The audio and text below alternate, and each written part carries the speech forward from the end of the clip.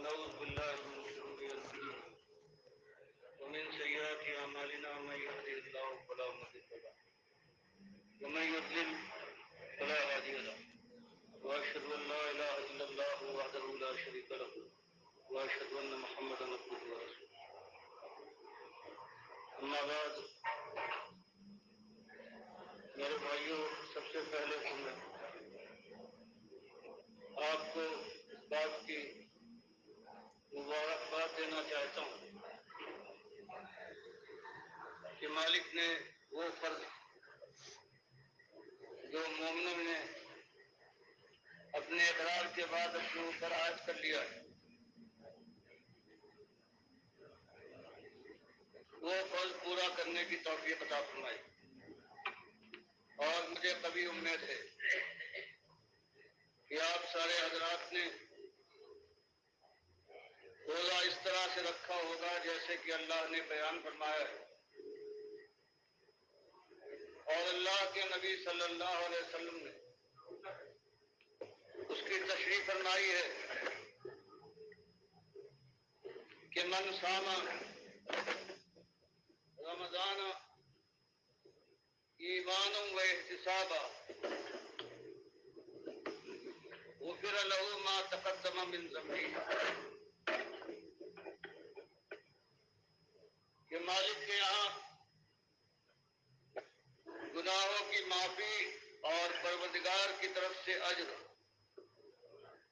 صرف اس کے حصے میں آئے گا رمضان کے مہینے میں جو روزہ تو رکھتا ہے لیکن پوری ہوشیاری کے ساتھ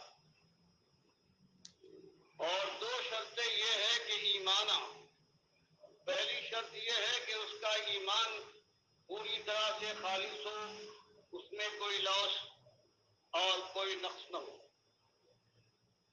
وہ احتسابہ اور دوسری چیز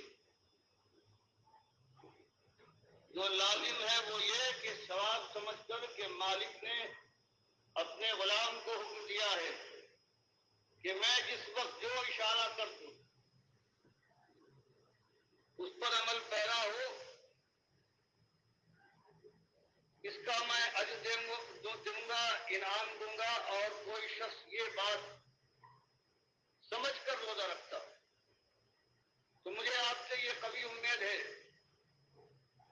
کہ اللہ نے چاہا تو آپ کا روزہ انہی شرائط کی پابندی میں ہوگا اور امید ہے کہ پروردگار اس کا اجر دے اور یہی بات حدیث میں بخاری اور مسلم کی حدیث میں آئی ہے کہ ومن قام رمضان ایمانا و احتسابا جو نماز پڑھتا ہے یہ تطوع اور تراویح کے نام سے پکاری جاتی ہے یہ بھی ایمان اور احتساب کے ساتھ اگر کسی نے ادا کر لی تو اللہ اس کے پرانے خطاؤں کو معاف کر دے اور یہی حال ہے من قام لیلۃ القدر ایمانا و احتسابا غفر له ما تقدم من ذنبه جس نے لیلۃ القدر میں اللہ کی بندگی کی ایمان اور احتساب کے ساتھ ثواب سمجھ کر کہ مالک نے فریضہ مقرر فرمایا ہے مالک راضی ہوگا مغفرت فرمائے گا تو اس کی خطائیں معاف ہو جائیں گی اللہ میری خطا کو پرانی خطاؤں کو معاف فرمائے اگلی خطاؤں کے لیے بھی یہی دعا ہے اور آخر آمین یا رب العالمین۔ شاید کوئی تعجب کرے کہ بات کیا ہے یہ بھی روزوں کی تعریف کرتے ہیں اور ہر جگہ ہر ممبر اور محراب سے روزوں کا ذکر آتا ہے نماز کی یہ بھی تلقین کرتے ہیں اور دوسرے کچھ پیچھے نہیں ہیں ان سے یہ بھی بتاتے ہیں کہ کلمہ وہی ہے لا الہ الا اللہ محمد رسول اللہ بتاتے ہیں کہ کلمہ وہی ہے لا الہ الا اللہ محمد رسول اللہ اور کوئی ہمیں اس کے خلاف نہیں بتاتا تو یہ سب مل کر ایک کیوں نہیں ہوتے چلو اور کوئی ضد کرے تو آپ کیوں ضد فرماتے ہیں آپ کیوں لوگوں کے ساتھ مل کر جب بات ایک ہی ہے تو اس کے بعد کیوں مل کر کوشش نہیں کرتے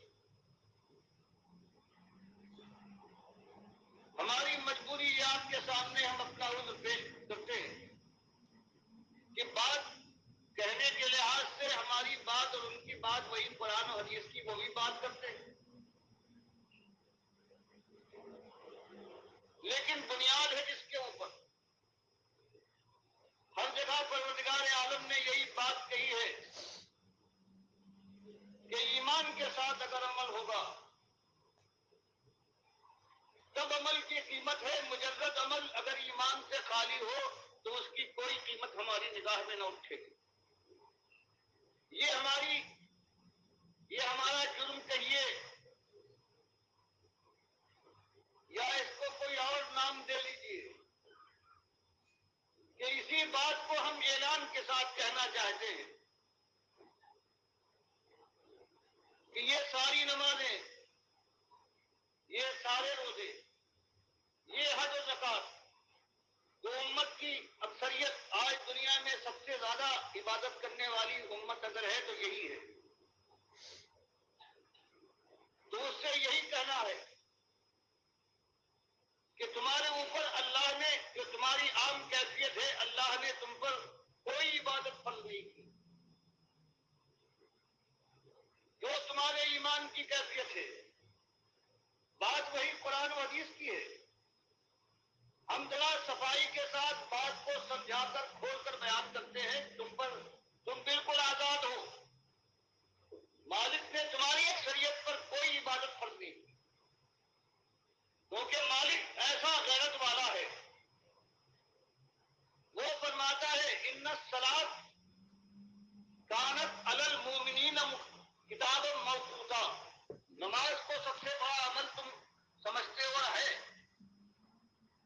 لیکن ہم نے کسی پر نہیں فرض کیا سوائے مومن پر، یعنی اگر تمہارا ایمان صحیح ہے، صحیح معنوں میں تم ایماندار ہو تب تم مکلف ہو، ورنہ ہم نے تمہارے اوپر یہ زحمت نہیں ڈالی ہے کہ نماز 5 وقت کے لیے نماز میں اپنا جا کے وقت بھی برباد کرو اور اپنے روزگار میں جا کے اس کے اندر وقت ڈالو۔ یہی مالک نے فرمایا یا ایھا الذین آمنوا کتب علیکم الصیام، کہ ایمانداروں تمہارے اوپر روزہ فرض کیا گیا ہے، یہ سب کے اوپر نہیں، سب کے اوپر تو آپ ہماری بھڑک رہی ہے وہ سب فرض ہے، لیکن تمہارے اوپر جو خالص مومن ہو، بس ہماری غلطی کہو، ہمارا جرم کہو، ہمیں دوش دو کہ ہم نے اسی بات کو کھول کر ہاں کے پکارے کہہ دیا ہے کہ تمہاری اکثریت پر جب تک تم ایمان نہ لاؤ اس وقت تمہارے اوپر کوئی چیز فرض نہیں ہے، مزے کرو، کیوں برباد کرتے ہو اپنی جان کو کہ عاملۃ ناصبہ تصلی نارا حامیہ، عمل بھی کرو، تھک بھی جاؤ اور اس کے بعد جہنم کی آگ میں جھونک دیے جاؤ، کچھ مزے بھی نہیں اڑاتے۔ یہ ہمارا کہنا ہے، اور یہ لکھی بات ہے، کھلی بات ہے کہ ہم تمہارے سامنے کہتے جہاں آج تم مسالک میں بٹے ہوئے ہو، اس ملک کے اندر کوئی شاید ہی ایسا ہو جو ان تین مسلکوں سے الگ ہو، کوئی اپنے کو دیوبندی کہتا ہے، کوئی کہتا ہے ہم بریلوی ہیں، کوئی کہتا ہے میں لحدیث ہے، کچھ شعبے پائے جاتے ہیں اور کچھ حنبلی ہو سکتے ہیں، لیکن ان کی تعداد اس لائق نہیں ہے، تو ہمارا یہی ان سے کہنا ہے کہ تم دیوبندی ہو، میرے بھائیوں بتاؤ ایک دن بھی کبھی تم پر ایمان کا کوئی وقت آیا ہے؟ ہم اہل سنت والجماعت اپنے کو بریلوی کہتے ہو، ہم کہتے ہو تمہارا جہاں سے تمہاری ابتدا ہوئی ہے، دیوبند سے تم شروع ہوئے ہو، قاسم نانوتوی صاحب ہیں، عبدالرشید ان کے گنگوی ہیں، کتنے گزرے ہیں تمہارے اشرف علی تھانوی، کفایت اللہ، امداد اللہ، کتنے ہیں، کسی ایک کو نہیں۔ تم اپنے کو بریلوی کہتے ہو، کتنے تمہارے بزرگ گزرے ہیں، تم اپنے کو اہل حدیث کہتے ہو، جتنے تمہاری اس تاریخ میں، یہ 100 برس کا معاملہ ہے، تینوں کا 100 برس کا معاملہ، اسی کے پیچھے میں اور اس سے زیادہ نہیں ہے۔ تو تمہارے یہاں تمہارے بانی اگر دیوبند کے ہیں تو وہ یہ کہتے ہیں کہ نبی صلی اللہ علیہ وسلم کو موت نہیں آئی، آپ کی روح خارج نہیں ہوئی آب ہے آج میں، دل میں ہے، آپ کی روح باہر نہیں نکلی. اور جیسے میں نے عقیدے دکھائے فوٹو کے ذریعے سے، خلیل صاحب نے جو بذل المجہود کے شارح ہیں ابو داؤد کے، کتنے بڑے ان کے امام ہیں دیوبندیوں کے، انہوں نے سارے فتوے جمع کیے، پاکستان اور عرب ممالک کے، کتاب چھاپی، جو ان کے وقت سے آج تک جو دستور ہے، جو ثبوت ہے کہ سارے دیوبندیوں کا یہ عقیدہ ہے کہ اللہ کے نبی صلی اللہ علیہ وسلم اس قبر میں زندہ ہے، صرف نماز روزے کے مکلف نہیں ہیں، باقی ان کی زندگی دنیاوی زندگی ہے جیسے دنیا میں تھے، اور اس کے ساتھ ساتھ زور کے ساتھ یہ زندگی دنیاوی ہے، برزخی نہیں ہے. تو بتاؤ بھائیوں، تم میں اگر کوئی ایسا اٹھ کر کھڑا ہو جائے کہ میں دیوبندی نہیں رہا ہوں، میں مسلم تھا، میں نے قرآن و حدیث کو مانا ہے، ٹھیک سراغوں پر تم مان سکتے ہو، تم کہہ سکتے ہو، ورنہ تمہارا یہ کہنا کہ ہم پر نماز ہم نے پڑھی ہے، روزے رکھے ہیں، تو مالک فرماتا ہے کہ وہ من یکفر بالطاغوت ویؤمن باللہ فقد استمسک بالعروۃ الوثقی لا انفصام لها. تم اپنے ان کو بناتے ہو اپنا پیشوا، اللہ کی کتاب کے خدا صاف فیصلہ دیا ہے، اور تم بجائے اس کے کہ اس کا کفر کرو، تم نے مان لیا ہے جو انہوں نے کہا ہے، اور خود فخر محسوس کرتے ہو اپنے کو اس مسلک سے انتصاب کرنے کا اور منتسب کرنے کا.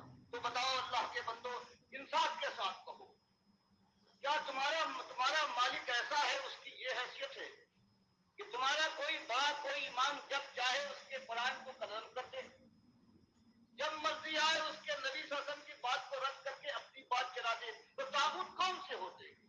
بتاؤ طاغوت کیا ہوتے؟ اور اللہ قرآن میں فرمائے، ابھی وہ زمانہ نہیں آیا تھا جنگ کا، سورہ نحل میں مالک فرمائے کہ تمہارا یہ ایمان خالص لا الہ الا اللہ محمد رسول اللہ کہہ دینا، یہ ہماری نگاہ میں معتبر اس وقت تک نہیں ہے جب تم لات اور عزا اور منات کا انکار نہ کرو. یہی کہا گیا کہ کوئی اہل کتاب عیسائی ہو، اگر وہ کلمہ پڑھ دے تو اس کا کلمہ معتبر نہیں ہے جب تک وہ یہ نہ کہے کہ میں حضرت عیسیٰ کو اللہ کا بیٹا نہیں مانتا، اللہ کا نبی مانتا ہوں، کلمہ مانتا ہوں. اور یہی فرمایا کہ جب کبھی میں نے کوئی رسول بھیجا ہے، اس نے یہی بات پہلے کہی ہے، کبھی ڈھکی چھپی بات نہیں رہی کہ اللہ کو مانتے ہو، خوش آمدید، لیکن جان لو کہ اس کے بعد جو طاغوت ہیں ان کا انکار کرنا پڑے گا. اب دو کی غلامی تو نہیں کر سکتے. اس نے تمہارے مالک کو جھوٹا کہا ہو، مالک کی کتاب کو رد کیا ہو، وہ تمہارا دشمن ہو سکتا ہے، دوست تو نہیں، ولی تو نہیں ہو سکتا. اگر تم اسے ولی بناتے ہو تو مالک فرماتا ہے والذین کفروا اولیاءہم الطاغوت، کہ کافروں کے طاغوت ولی ہوتے ہیں. تو کوئی مومن کبھی اپنی زبان سے نہیں کہہ سکتا کہ یہ ہمارے ولی ہے، یہ ہمارے بڑے، ہمارے امام ہیں، جنہوں نے اللہ کی بات کا انکار کر دیا، اللہ کی بات کی بجائے اپنی بات پیش کی، اور آج تک دنیا اس کو مانتی چلی آ رہی ہے. تو ایک یہ طاغوت نہیں، طاغوت سے کوئی بڑی چیز یہ ہے. تو ہم یہ بات کہتے ہیں، تم سے کوئی لڑائی نہیں سوائے ایک اپنے مالک کے سلسلے میں. تم بھی اسی کے پیدا کیے پیدا ہوئے ہو، ہم کو بھی اسی نے پیدا کیا ہے، تم کو بھی کھلایا ہے، ہمیں بھی کھلا رہا ہے. تم سے پہلے جو گزرے ہیں ان کا وہی داتا و دستگیر اور خالق المالک وہی تھا. سب کچھ اس نے دیا ہے. اس کا کوئی وقار تمہاری نگاہ میں ہونا چاہیے. اس کا کوئی بندہ ہو، وہ نبی کیوں نہ ہو، وہ حق نہیں دیتا. قرآن میں بات کو واضح فرماتا ہے وَلَوْ تَقَوَّلَ عَلَيْنَا بَعْضَ الْأَقَاوِيلِ، ہمارے نبی صلی اللہ علیہ وسلم کو مجبور کرتے ہو، رشوتیں دیتے ہو، لالچ سے نوازنا چاہتے ہو، جان کا خطرہ ان کے سامنے لاتے ہو، دیس نکالا دے دیں گے،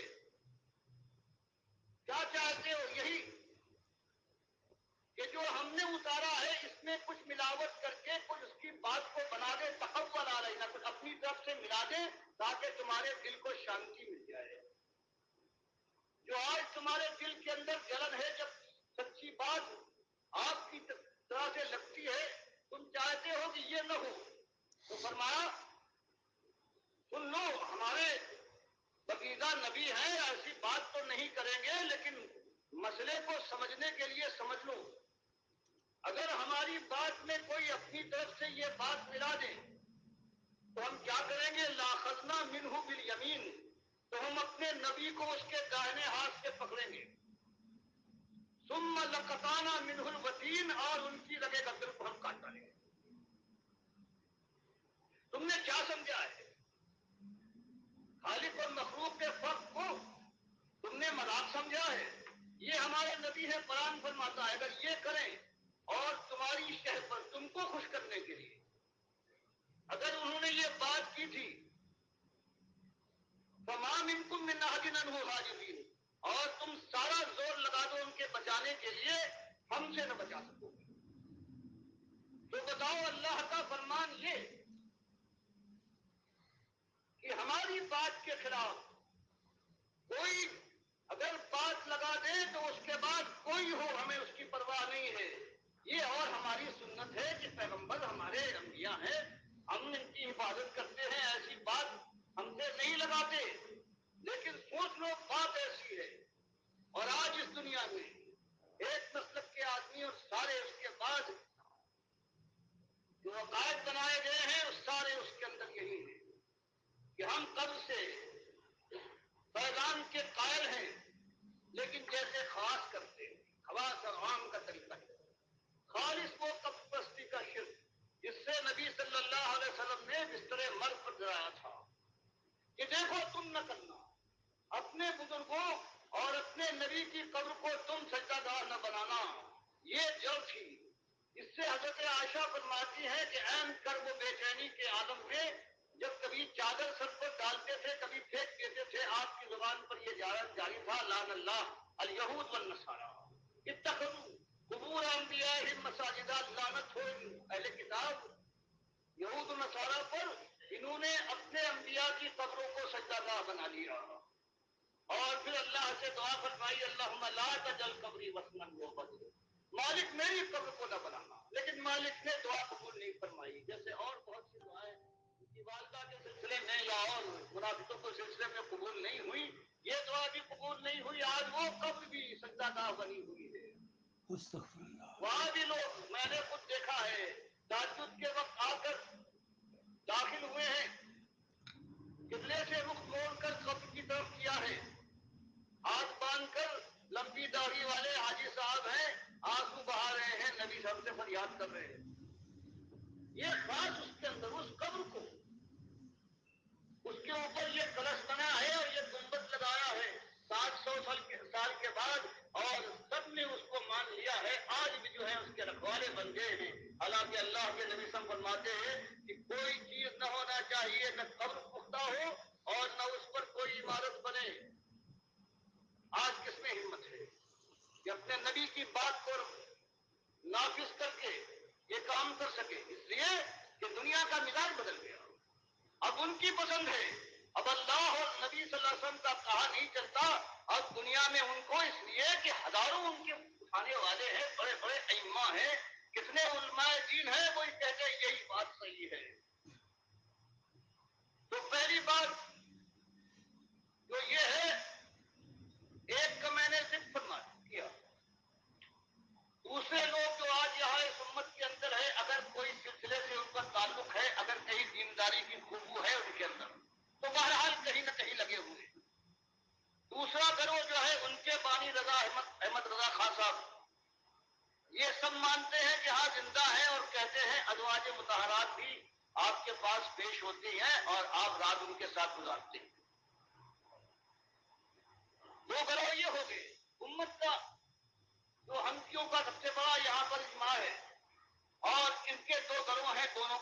یہ مانتا ہے۔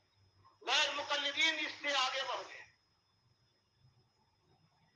وہ کہتے ہیں صرف یہی نہیں کہ نبی صلی اللہ علیہ وسلم اور انبیاء زندہ ہیں، بلکہ سارے لوگ جو مر جاتے ہیں وہ زندہ ہیں، اگر زندہ ان کے پاس زیارت کو جائے، سلام کہے، جیسے حدیث میں آیا ہے، تو وہ سنتے ہیں، دیکھ کر پہچانتے ہیں، اس کے لیے دعا کرتے ہیں، اور اس کے اوپر اس کے گھر والوں کے اعمال پیش کیے جاتے ہیں۔ اگر اچھے اعمال ہوتے ہیں تو خوش ہوتا ہے، اور اگر برے اعمال کرنے والے ہوتے ہیں تو وہ دعا کرتا ہے کہ مالک ان کو موت نہ دے جب تک کہ اچھے اعمال نہ کرنے لگے۔ تو اس قبر میں پہنچنے کے بعد زندہ نہیں بلکہ زندوں سے زندہ ہے۔ زندہ تو بیچ میں مٹی کا پردہ ہے، وہ نہیں دیکھ پاتا، لیکن وہ ہے، وہ دیکھتا بھی ہے، سنتا بھی ہے، کچھ بھی ہوتا ہے، دعائیں بھی کر رہا ہے۔ یہ ہے اہل حدیث کا، اور امام احمد کا، امام ابن تیمیہ کا، ابن قیم کا، ابن کثیر کا، ابن حجر کا، جتنے بڑے بڑے عالم مانے جاتے ہیں، کچھ کے میں نے فوٹو آپ کو دے دیے ہیں، وفات النبی کی کتاب آپ کو یہاں مل جائے گی، ان کے فوٹو دکھا دیے ہیں۔ تو بتائیے اگر یہ مسئلہ ہو جائے کہ شرک کی جو بنیاد ہے، اس کے ذریعے سے شرک پھیلتا ہے، اور شرک کی بنیاد کیا ہے کہ مرنے والا مرا نہیں، زندہ ہے، دیکھتا ہے، پہچانتا ہے، خوش ہوتا ہے، منت مانو، نظر چڑھاؤ، پھر اگر اس کے پاس خود طاقت نہیں ہے تو وہ سفارش کرے گا، اس کی سفارش ایسی تیر بہدف ہے کہ مالک ٹال نہیں سکتا، ایسا وہ محبوب اور ایسا وہ لاڈلا ہے۔ یہی بنیاد ہے۔ ہم نے کیا کیا ہے کہ بھری بزم راز کی بات کہی، ہم نے یہ کھول کر اعلان کیا ہے کہ مالک کے سامنے جانا ہے، اس نے ہمیں پیدا کیا، اس نے ہمیں کھلایا پلایا، وہ ہم کو موت دے گا، وہ ہم کو اٹھائے گا، اور اس کے بعد حساب و کتاب کے بعد یا تو ہماری بدقسمتی ہے کہ آپ سے صافہ پیش آ جائے، اور اگر خوش نصیبی ہے اللہ اسی خوش نصیبی سے سرفراز کرے تو ہمیشہ کی جنتیں ہیں، اللہ کی خوشبودی ہے اور ہمیشہ کی خوشحالی ہے۔ ایک اس بات کو ہم نے پیش کر دی، اور اسی نقطے کو سمجھیے کہ مالک کے یہاں سے جو آتا ہے وہ یہ نہیں کہ ایمان سے لے آؤ لا الہ الا اللہ محمد رسول اللہ ہے، بلکہ مالک آزماتا ہے کہ تم اپنے ایمان میں کتنے پختہ ہو۔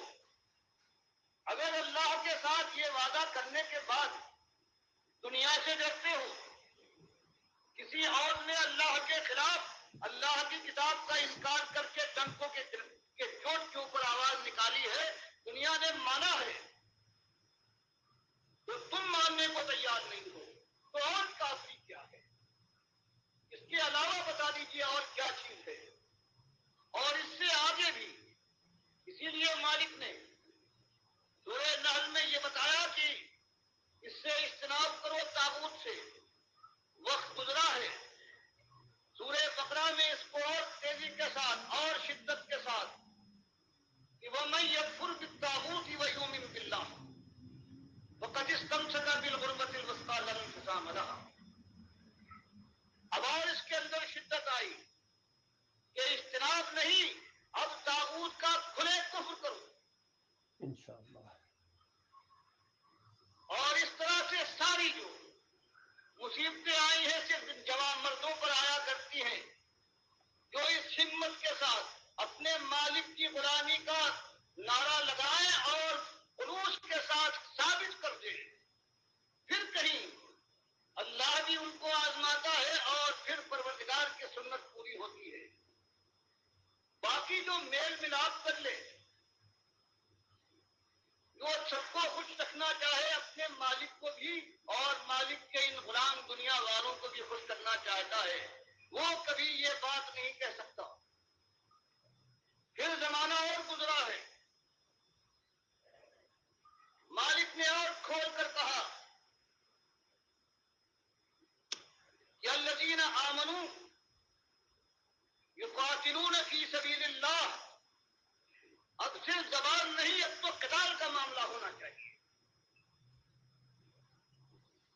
اب اللہ کی راہ میں تم قتال کرنے والے بنو، اگر وہاں تک نوبت پہنچ گئی ہے تو اللہ اس دنیا سے ٹکرا جاؤ. اور جو یہ سب سے بڑے دشمن ہیں والذین کفروا یقاتلون فی سبیل الطاغوت، جو تمہارے مزاحم ہوں گے وہی جو طاغوت کو اپنا ولی بناتے ہیں اور اس کے راستے میں اس کے لیے اس کی برائی اس کی غلط باتوں کو منوانے کے لیے وہ قتال کر رہے ہیں. تو پھر فرمایا کہ پھر جنگ کرو. یہ اولیاء شیطان ہیں. اولیاء شیطان ان کید شیطان کان ضعیفا، کچھ پرواہ نہ کرو، کیونکہ یہ شیطان، یہ طاغوتوں کے ماننے والے، یہ شیطانی فوج ہے. چاہے تم اپنے وسائل کو کم پا رہے ہو، ان کی تدبیریوں اور چالاکیوں کو دیکھ کر سہمے جاتے ہو، لیکن نہیں، ان کا مقابلہ کرو. ان کی تدبیریں ہیں، یہ انتہائی ضعیف ہے، پروردگار ان کے کار و بہت بکھیر دے گا. یہی بات میں آپ کے سامنے لانا چاہتا ہوں. کتنے آپ کے حضرات ہیں جو مدتوں سے یہی باتیں سنتے آئے ہیں، لیکن افسوس ہے کہ بعض حضرات ابھی تک ہمارے فرق کو اور ہماری قوم کے فرق کو نہیں پہچان پائے. ہم کوئی نئی بات کہاں سے لا سکتے ہیں قرآن و حدیث کے علاوہ؟ ہم تو صرف یہی کہتے ہیں کہ قرآن و حدیث کو مان لو، اور اس کے خلاف کوئی بھی آتا ہے جو اس کے خلاف کہتا ہے اس کو چھوڑو اور سمجھاؤ. نہ مانے اس سے کفر کرو، اور اگر موقع آ جائے تو اس کے خلاف جنگ آزما ہو، ساری تدبیریں اختیار کرو. یہ میرے پیارے بھائیو، یہ مخلصانہ اور مجاہدانہ آواز ہے ڈاکٹر مسعود الدین عثمانی رحمۃ اللہ علیہ کی.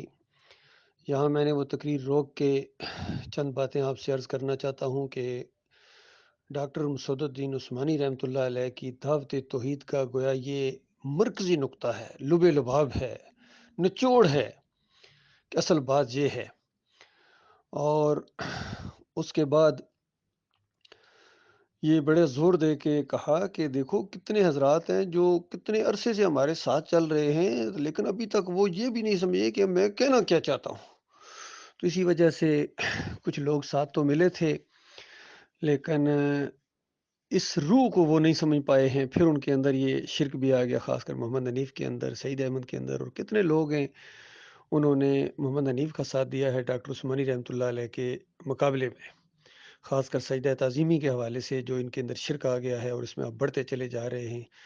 یہ ایسا شدید شرک ہے. اور اس تقریر کا مرکزی نقطہ ہی گویا یہی ہے کہ دیکھو کوئی آ جائے اللہ کے خلاف، جس نے بھی بات کہی ہے، اللہ کی کتاب کو پیچھے کر کے اپنی بات چلانی چاہیے، وہ طاغوت ہے. اور ان طاغوتوں کو جو اپنا امیر مانے، اپنا لیڈر مانے، اپنا رہبر مانے اور علماء مانے اور ان کی عزت کرے، دلوں کے اندر عقیدت رکھے، وہ طاغوت کا پجاری ہے. کوئی مومن یہ انداز نہیں اختیار کر سکتا ہے.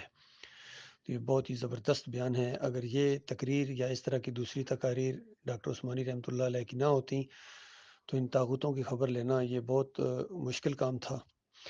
اور خاص کر یہ محمد حنیف کی اور ان لوگوں کی جن کے اندر شرک آیا ہے، توحیدی بنتے ہیں لیکن شرک کے ساتھ دوستیاں اور ملاپ کرنے کے بعد یہ سمجھتے ہیں کہ اللہ تعالیٰ صرف ان کو توحیدی کہنے کی وجہ سے توحید کے اوپر چونکہ آئے تھے کچھ عرصہ.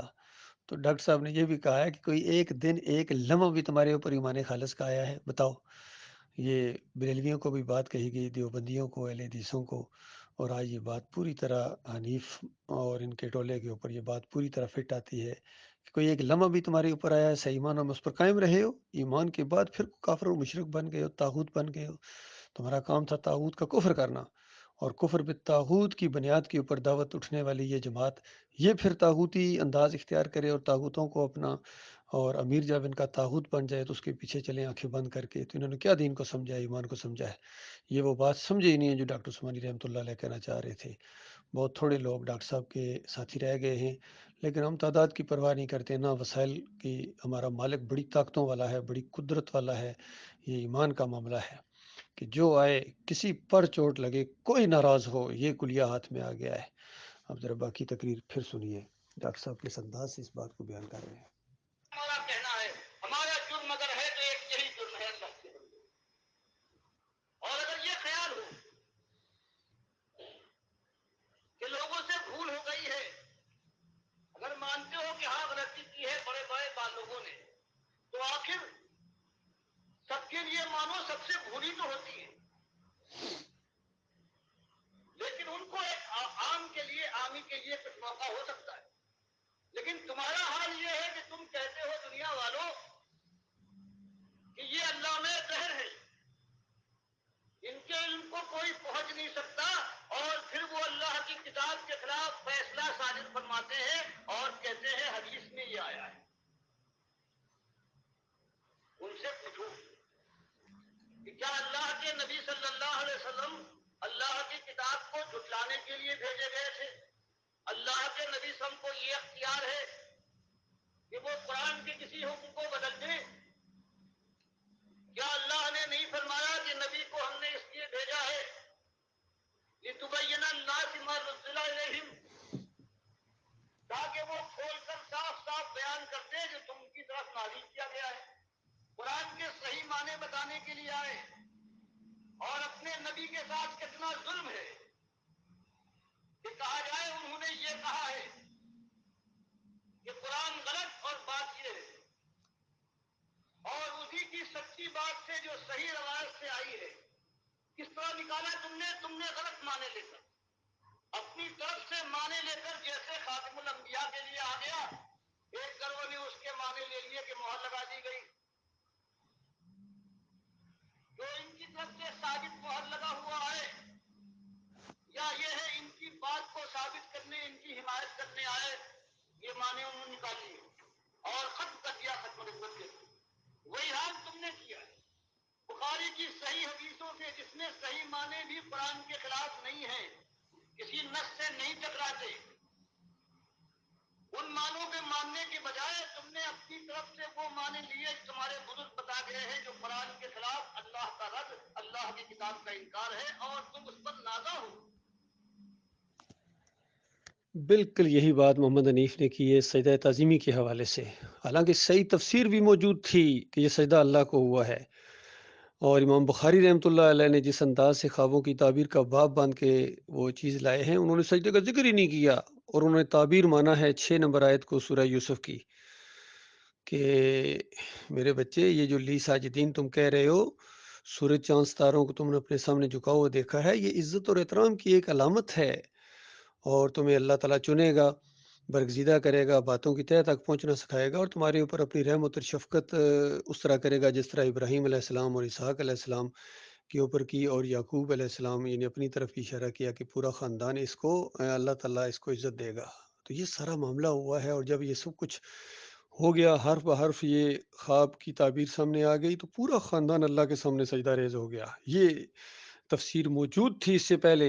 इमाम राज़ी अब्दुल्लाह बिन अब्बास का कौल लाए हैं कि मसजूद अल्लाह था। फिर सबसे बड़ी बात इस दौर में डॉक्टर उस्मानी रहमतुल्लाह अलैह ने मौलवियों से झगड़े करते रहे हैं, और फतवा लगाया डॉक्टर उस्मानी रहमतुल्लाह अलैह ने कि जिसका ईमान ख़राब होता है वो इस तरह तफ़सीर करता है कि यूसुफ अलैहिस्सलाम को सजदा हुआ। तो बिल्कुल ईमान चूँकि मोहम्मद हनीफ का ख़राब था, इस वजह से इसने ये तफ़सीर करके पूरी जमात को, अक्सरियत को मुशरिक बना दिया, मुजाहिदों को मुशरिक बना दिया, उस पटड़ी से बिल्कुल उतर गया। बाकी जो बच गए, अल्लाह के बंदो ईमान की मजबूती दिखाओ, और इस ईमान की दावत को और इस नेमत की कदर करो, और अल्लाह ताला फिर आपके कदमों को जमाएगा, और मुखलस और बासलाहियत साथी अल्लाह ताला अता फरमाएगा इंशाअल्लाह। सुने। हालांकि ये तो बहुत बड़ा जुल्म है कि हदीस के सही माने भी हो सकते हैं, लेकिन तुमको जिद है कि तुम माने न लोगे, और इसलिए कि तुम्हारे बुजुर्ग कहीं ठोकर खा चुके हैं, तुम्हारे लिए लाजिम है कि उसी मकाम पर पहुंचो तो तुम भी ठोकरा करके हो। तो ये एक मसला है, ये एक जंग है, खुली जंग सारी दुनिया से इस वक्त। लेकिन अल्लाह का शुक्र ये है कि गालियां देने वाले हैं, बुरा भला कहने वाले हैं, ये तोहमत लगाने वाले के बड़े शदीद हैं, किसी को नहीं छोड़ा। हम कहते हैं इससे काम न चलेगा, तुम ये बताओ कि कहाँ हम गलत कह रहे हैं। कहते हो किसी ने इसको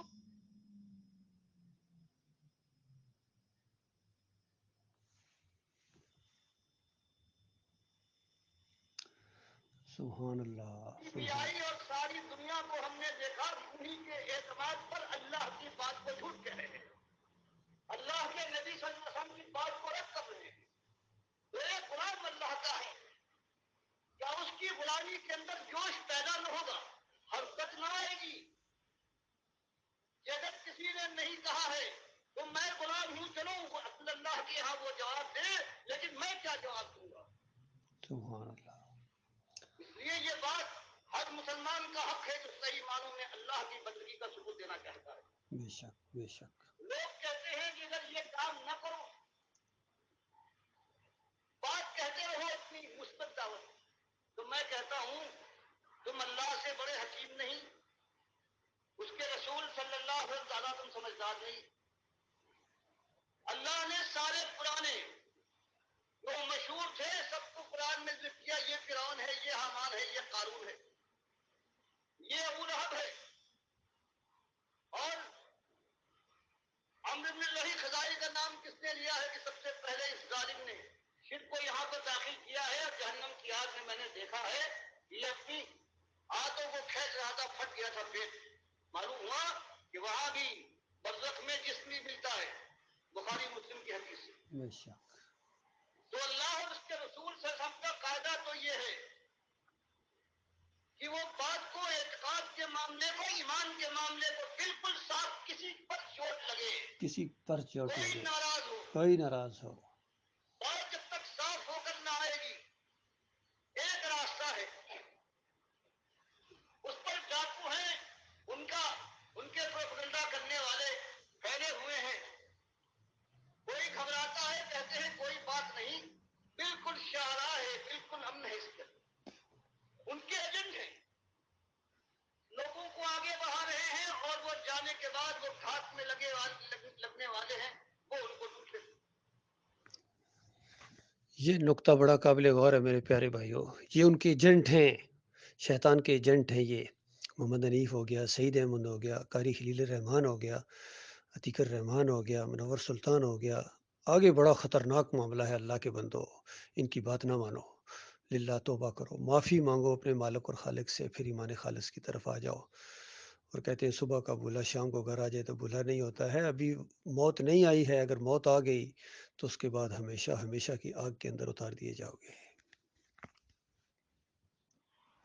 اب کیا ہم کو اگر معلوم ہو جائے، آپ کو معلوم ہو جائے کہ آپ کا فرض نہیں ہے کہ ہوشیار کرے کہ یہ بے ایمان، یہ ایجنٹ ہے، یہ ان کے چیلے ہیں،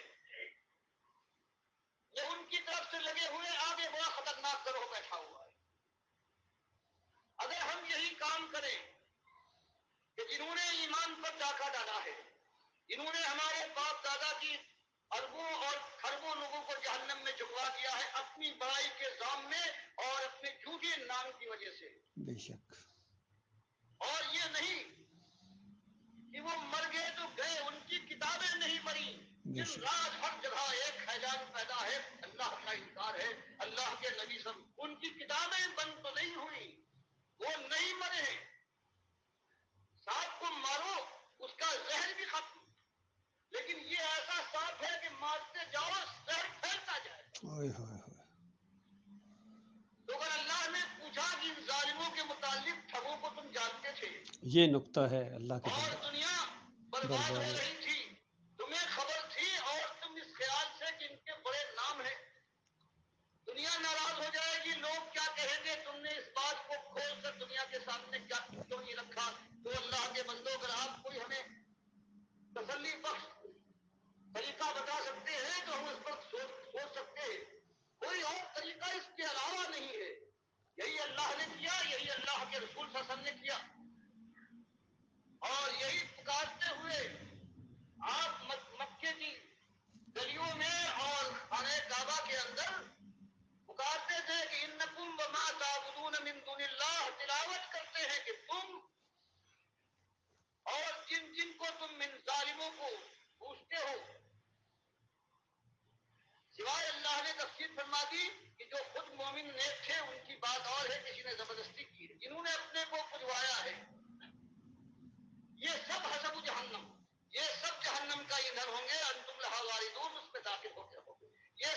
یہ معمولی اور ڈھیلی بات ہے. اور جب یہ بات جوان مرضی کے ساتھ آتی ہے، بے شک. اس کے بعد کہیں صحیح معنوں میں انسان کھٹکتا ہے کان کھڑے کرتا ہے، سوچنے پر مجبور ہوتا ہے، اور پھر چونکہ یہ حق ہے، بے شک حق ہے، یہ حق ہے، پھر اس کو قبول کرنے والا بن سکتا ہے، اس کے علاوہ کوئی اور راستہ نہیں ہے۔ بے شک ایک ہی راستہ ہے فلاح یہ ایمان کا ہمارے تقاضا ہے۔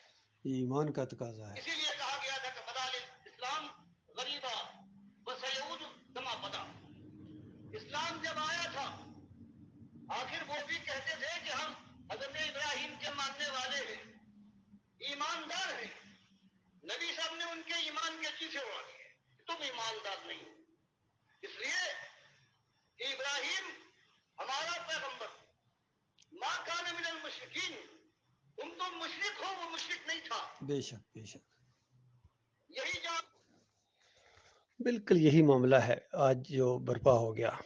محمد حنیف کہتا ہے میں ڈاکٹر عثمانی کا ساتھی ہوں، تمہیں اس ڈاکٹر عثمانی سے کیا نسبت ہے؟ وہ مجاہد اور مومن تھا اور تم مشرک ہو، تم سجدہ تعظیمی ثابت کرنے والے اور وہ سجدے کو شرک کہنے والے، عقیدے کی خرابی کہنے والے کہ دیکھو اللہ کے علاوہ کسی اور کے سامنے تمہارا یہ عزت دار سر نہیں جھکنا چاہیے۔ سارے انبیاء اللہ کے سامنے جھکتے تھے اور ایک دوسرے کو سجدے نہیں کرتے تھے۔ سورہ مریم کی 58 نمبر آیت بھی اس معاملے میں نص ہے قرآن کی، لیکن انہوں نے قرآن کے اندر بالکل تعریف کی ہے اور اپنی چلائی ہے۔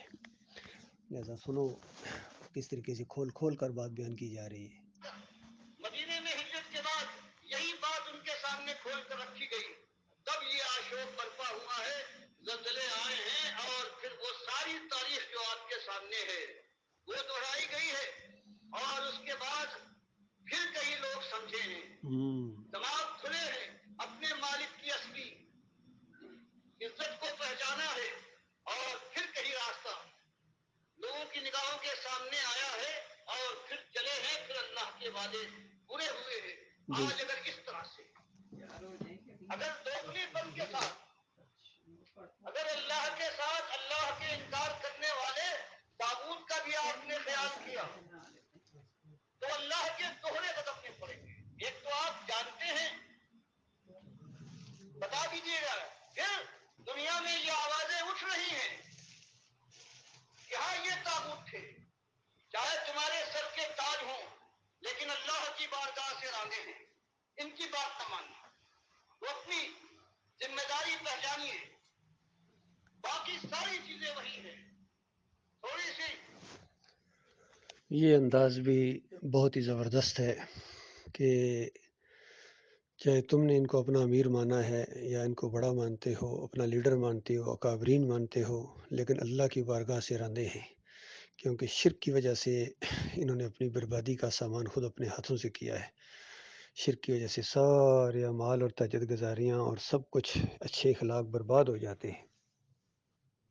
خلوص کے ساتھ، بالیدگی کے ساتھ، کہ نمازوں کے اندر روزہ کوئی نئی چیز آپ کے سامنے ہم کیا پیش کر سکتے ہیں جو اللہ کی کتاب اللہ نبی صاحب نے نہیں پیش کی، اس کے علاوہ کیا پیش کر سکتے ہیں؟ ہم کہتے ہیں وہی بات، اس سے پہلے یہی ہوا ہے کہ ایک پیغمبر آئے ہیں عیسیٰ علیہ السلام، ہزاروں لاکھوں کی تعداد ہے یہودیوں ماننے والے، توریت پر ایمان لانے والے، جو توحید کے راستے سے ہٹ گئے تھے۔ جب انہوں نے آ کر یہ بات پیش کی ہے تو ایک نبی کے ساتھ کیا کیا ہے دنیا والوں نے؟ کتاب کے ماننے وہ کہتے ہیں کہ بھائی میں انکار کرنے نہیں آیا، میں توریت کا مصدق ہوں، جو تم نے اپنی طرف سے اس میں ملا لیا ہے اس کا میں انکاری ہوں۔ یہی ہمیں کرنا ہے بے شک کہ قرآن و حدیث میں کون کس کی ہمت ہے ایک معمولی چیز کا کوئی فرق کر سکے اور وہ کافر ہونے سے کیسے بچ سکتا ہے؟ ہم تو صرف ادھر اس کے گھروں میں آگ لگی، اس کے شہر یوں اجڑے، اس کی آبرو کے کفن تار تار ہو گئے، لیکن پھر ہمت جواب دیتی ہے کہ فلاسفے کی طرف دیکھو، کیونکہ وہ ایمان کی مردانگی کہاں ہے؟ مالک کا کہنا یہ ہے کہ ہم ان کے ساتھ ہیں جو ہماری بات کہیں اور جم جائیں، جم جائیں، ہم یہ ہے اپنے رسولوں کے ساتھ ہیں، بے ہم شک مومنین کے ساتھ ہیں۔ بے شک یہ روش پیدا کیجیے، دنیا کے اندر غریب اور پردیسی بن جائیے۔ لڑائی جھگڑے تو نہیں کہتا، ہمدردی ہو، دنیا والوں سے آپ کی طرف جا رہے ہیں، ان کو آپ سے بچانے کی کوشش کرنا ہے، لیکن وہ تعلقات، وہ محبت اور دوستی کے انداز، وہ شرمندگی کی بات پہ کہو دوست سے کہیں پرانا مان جائے. لوگ بہت اچھا سمجھتے ہیں، اگر توحید کی بات اور شدت چھوڑو گے تو مشکل پیدا ہو جائے گی. یہ نامردی ہے. اس نامردی کو نکال کر پھر اللہ اپنے مالک کے وقار کو پہچان کر کسی سے بلا وجہ حق کے خلاف کوئی بات نہیں کہنا. لیکن اللہ کی بندگی میں یہ جرأت عزت نفس کو ہونا چاہیے کہ بڑا سا بڑا رشتے دنیا کو اللہ کے راستے سے ہٹایا ہے، اللہ کی بات کا انکار کیا ہے، صاف اعلان کر دو کہ میں اس کا بندہ نہیں، اپنے مالک کا بندہ ہوں. بے شک بے شک. یہ ایک بات ہے انتہائی سخت، یہ کڑی اور مشکل بات ہے. اس کی درخواست کرتا ہوں، یہ بات اسی لیے سوچ سمجھ کر اس راستے میں اس کو آنا ہے. بہرحال یہ بات کبھی برداشت نہیں کی ہے کسی قوم نے، بے شک. لیکن اللہ کا اس سے وعدہ ہے کہ جب بھی آئے وہ، جب خیر آئے اسی انداز سے آئے گا، اس کے علاوہ کوئی انداز نہیں. بے شک. جب تک ایمان کو بالکل صاف نہ کر دیا جائے گا اور بڑے چھوٹے کا کوئی خیال، کوئی عالم اور فاضل، کوئی امام زیادہ اللہ کے راستے میں روا نہ اٹکا پائے گا. اس وقت کہیں راہیں کھلیں گی، اللہ کی رحمتوں کے فرشتے اتریں گے، مالک سکینہ نازل فرمائے گا، اسباب کا وہ انتظام کرے گا، اور معلوم نہیں 10 سال لگے، 10,000 سال لگے. وہ دن بھی بخاری اور مسلم نے جو بیان کیا ہے وہ دن بھی آ جائے گا کہ اس زمین کے اوپر سوائے مومنوں کے ایک کافر نہ ہوگا. اس لیے جزیہ ختم کر دیا جائے گا جو کافروں سے لیا جاتا ہے. عیسائیت کا جو آج زور و شور ہے، فرمائے عیسائیت کا نام نہ ہوگا، صلیب توڑ دی جائے گی، پھر دین کا پتہ نہ ہوگا. یہ بخاری مسلم دونوں نے اس حدیث کو بیان کیا ہے. مسلم میں ایک اضافہ ہے کہ 7 سال اس زمین پر اس زمانے میں ایسے گزریں گے کہ سب مومن ہوں گے، اور 2 مومنوں کے درمیان کوئی بغض، کوئی کینہ، کوئی لڑائی اور کوئی حسد نہ ہوگا. گویا جنت میں جو ہمیشہ مومنوں کو اس حالت میں رہنا ہے، 7 سال کے لیے یہ دھرتی کی آنکھیں بھی اس منظر کو دیکھ لیں گی. سبحان اللہ. تو اس کے لیے کوشش جاری رہے اسی سمت. انشاءاللہ. اور اللہ 10 سال میں وہ دور لے آئے تو مالک کی قدرت سے کوئی چیز بعید نہیں ہے. بے شک. اس میں 100 سال لگے، یہ 1000 سال لگے، جب آئے گا وہ دور آئے گا تو اسی انداز سے آئے گا جو اللہ نے بتایا ہے، اللہ کے رسول صلی اللہ علیہ وسلم نے فرمایا. سبحان اللہ. دنیا بنے گی، دنیا میں عزت تمکنت ملے گی، انشاءاللہ. خلافت ہوگی، امن انشاءاللہ. و امان ہوگا، انشاءاللہ. اور آخرت میں جنت کی بادشاہی سے سرفراز کیے جائیں گے. یہی انشاءاللہ. ایک انداز ہے. بے مالک شک. نے قرآن میں فرما دیا، یا بدوننی لا شک. لا یشرکون بی شیئا، ایک ہے کہ مجھے اپنا اکیلا مالک مانے اور میرے ساتھ کوئی شریک نہ ٹھہرائے. بے شک. اور میں نے بتایا کہ پورے پاکستان کے پورے مسالک کے لوگ ہیں، ان کے اندر کفر و شرک ہر ایک میں، بعض میں اوپر تک، بعض میں چھلکتا ہوا، بعض کے اندر اس کے بیدے میں بیٹھا ہوا ہے. لیکن اللہ کے یہاں معمولی ایک شرک، ایک نجس، ایک ذرہ ہے، اللہ کو قبول نہیں ہے. اللہ کبھی اس کو معاف نہ کرے گا. بے اس شک. لیے بے شک. اللہ سے توفیق مانگیے، اور یہ کام ہو رہا ہے. بے شک. اللہ اس کا آواز میں اضافہ فرما رہا ہے، بے بات شک. پہنچ رہی ہے. تو بات آپ کے سامنے آنے کے بعد ذمہ داری آپ کی بڑھ گئی ہے. آپ سے یہی کہنا ہے کہ ساتھ کیجیے اپنی حد تک اس کا. بے شک. بے شک. مالک کی بڑائی کے لیے اگر ایک مالک کا غلام اپنے وہ کہنے والا آگے نہیں بڑھتا ہے تو اس کا دعویٰ کیسے قابل قبول ہو سکتا ہے؟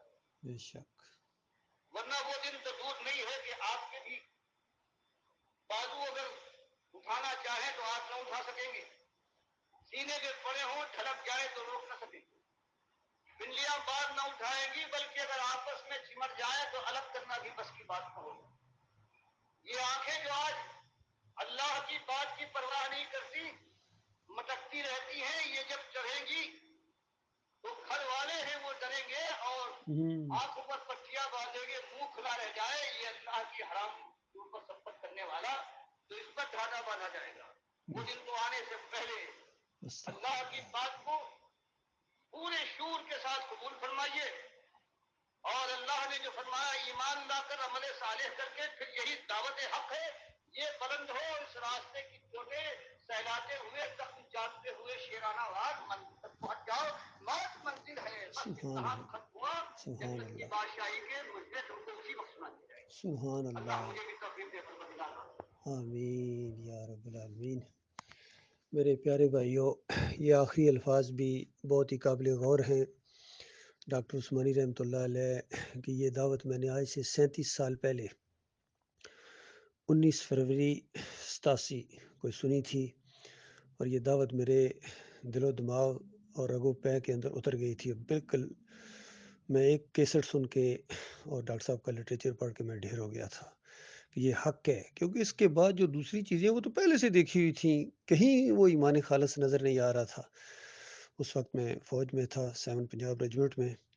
اللہ تعالیٰ نے ایمان خالص سے نوازا ہے، اور اس دن سے میں اسی کی تبلیغ میں اسی راستے پر چل رہا ہوں، اور بسوں میں، ٹرینوں میں اور بازاروں میں، ہر جگہ میں دعوت اللہ کرتا ہوں۔ اپنے علاقے کے اندر بھی گجر خان کا علاقہ ہے، چکری وکیلا میرا گاؤں ہے، وہاں ہم نے مسجد توحید بنائی ہوئی ہے الحمدللہ۔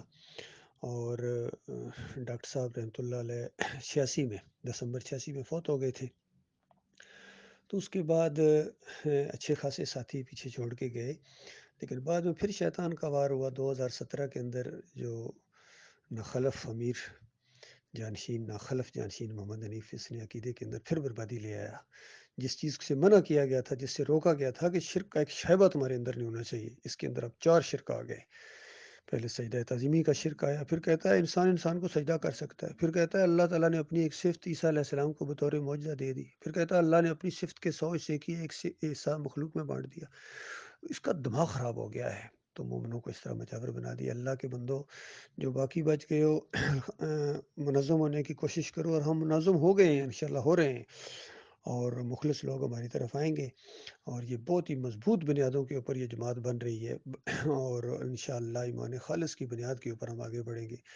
اب کوئی اور ہمارا معاملہ نہیں ہے، صرف ایمان خالص۔ جو اس بات کو مانتا ہے وہ ہمارا ساتھی ہے، ہمارا بھائی ہے، ہمارے سر کا تاج ہے، وہ سواری کرے، ہم رکاب تھامیں۔ اور جو ایمان خالص کے راستے میں روڑے اٹکاتا ہے، یا اپنے اکابرین اور اپنے بڑوں کا اس کو زیادہ خیال ہے، اللہ سے زیادہ وہ پیارے ہیں اس کو، تو وہ جانے اور اس کا کام جانے۔ اس کے مشرکانہ دین سے ہمارا کوئی تعلق نہیں۔ ہم بالکل بیزاری کا اعلان کرتے ہیں محمد حنیف سے بھی، اور سارے فرقوں سے، بریلویت سے، دیوبندیت سے، اہل حدیثیت سے، سلفیت سے، حنبلیت سے، صوفیزم سے اور جمہوریت سے، ہر قسم کے شرک سے، تعویذ گنڈا، واسطے وسیلے، رکوع اور سجدے، بالکل ہم سے ان سے بیزار ہیں۔ شرک کے ایک ایک شرک کے اوپر ہم تھوکنا بھی گوارا نہیں کرتے۔ ہمارے لیے ایمان خالص کافی ہے، اور بالکل اسی کی خاطر انشاءاللہ ہم جئیں گے، اور اسی کی خاطر انشاءاللہ مریں گے۔ اللہ تعالیٰ ہمارے معاملات کو درست کرے، ہمارے اوپر مالک وہ بوجھ نہ ڈالے جو پہلے لوگوں کے اوپر ڈالا تھا، اور اتنی بوجھ ڈالے جتنے ہمارے اندر طاقت ہے۔ اور اللہ تعالیٰ اپنے فضل و کرم سے ان سارے کافروں کے اوپر، مشرکوں کے اوپر، مرتدوں کے اوپر، اور منافقوں کے اوپر، اور باغیوں اور انتشاریوں کے اوپر اللہ تعالیٰ ہمیں غلبہ عطا فرمائے۔ آمین یا رب العالمین۔